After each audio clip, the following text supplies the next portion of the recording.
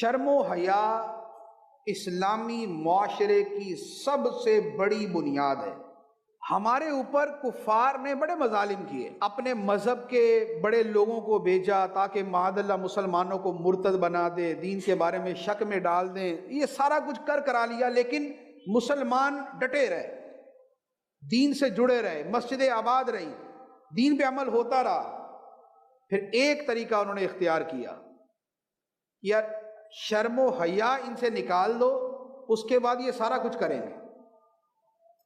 شرم و حیا نکال دو، پھر یہ سارا کچھ کریں گے، کیونکہ نبی پاک علیہ الصلوۃ والسلام نے فرمایا اذا فاتک الحیا ففعل ما شئت، کہ جب تجھ سے حیا ختم ہو جائے تو پھر تو جو چاہے کر، پھر اس کے بعد بندہ جو چاہے کرتا ہے۔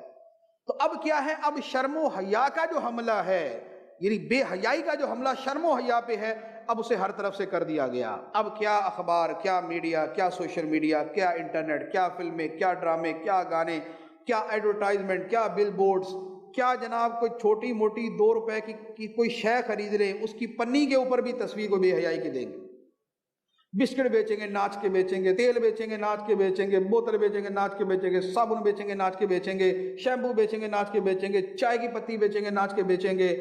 یہ ساری کی ساری چیزیں، مردانہ چیزیں بیچیں گے تو بھی عورتوں کو نچوا کے بیچیں گے۔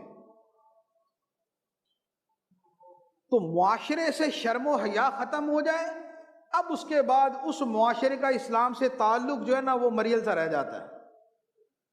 پھر اس کے بعد یہ جو لذت نفس ہے، یہ جو خواہش نفس ہے، پھر اس کے ذریعے ایمان بآسانی کمزور کیا جا سکتا ہے، اور شاید کسی گناہ کے ذریعے اسلامی معاشرے کو اتنا تباہ نہیں کیا جا سکتا جتنا اس کے ذریعے کیا جاتا۔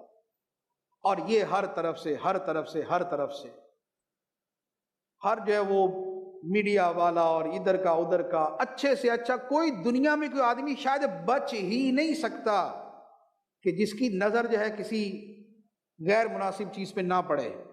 آخر گھر سے کہیں تو جانا ہے نا، مسجد تو آئیں گے، مسجد آنے کے اندر دکانوں پہ بورڈ لگے ہوں گے، روڈ پہ بورڈ لگے ہوں گے، آپ کہیں آئے جائیں گے، بڑے بڑے روڈوں کے اوپر بورڈ لگے ہوں گے، آپ کسی دکان پہ جائیں گے، اس کے اوپر جو وہ لگا ہوا ہوگا، کوئی سامان خریدیں گے، اس کی سامان کی جو اشیاء رکھی ہوئی ہیں وہاں پر کوئی نہ کوئی تصویر بنی ہوئی ہوگی۔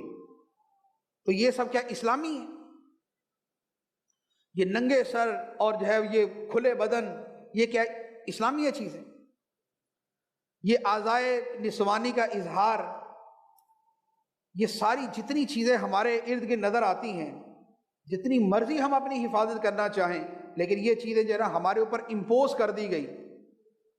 کیا ہماری گھر کی خواتین یا ہمارے گھر کے مرد یہ چاہ رہے ہوتے ہیں؟ ان کے نہ چاہتے ہوئے بھی ان کے اوپر دوسروں نے یہ مسلط کر دی۔ کیوں؟ اس لیے کہ یہ والی شے بے حیائی پھیلے گی تو باقی سارے کام اس سے آگے بڑھتے جائیں گے۔ اور رب فرمایا کہ وَلَا تَقْرَبُوا الزِّنَا إِنَّهُ كَانَ فَاحِشَةً وَسَاءَ سَبِيلًا، بدکاری کے قریب نہ جانا، یہ بے حیائی ہے اور بہت برا راستہ ہے۔ اور اس سے بچنے کا طریقہ کیا ہے؟ تو اگلی حدیث مبارک کا جو جز ہے اس کے اندر وہ بھی بیان فرما دیا، فرمایا کہ بچنے کا طریقہ یہ ہے غُضُّوا أَبْصَارَكُمْ، اپنی نگاہیں جھکا کے رکھو، کیونکہ پورا معاشرہ تو نہیں بدل سکتے ہم کہ لوگ جو ہے وہ عقل کر لے اور لوگ اسلام کا حکم مان لیں کہ ہمیں بے حیائی نہیں پھیلانی، بے حیائی پھیلانے والوں کے لیے دنیا آخرت میں عذاب علیم ہے۔ تو سارے تو نہیں بدلیں گے، تو کم از کم ہم اپنے آپ کو بدل سکتے ہیں کہ ہم اپنی نگاہ کو نیچے رکھ سکتے ہیں۔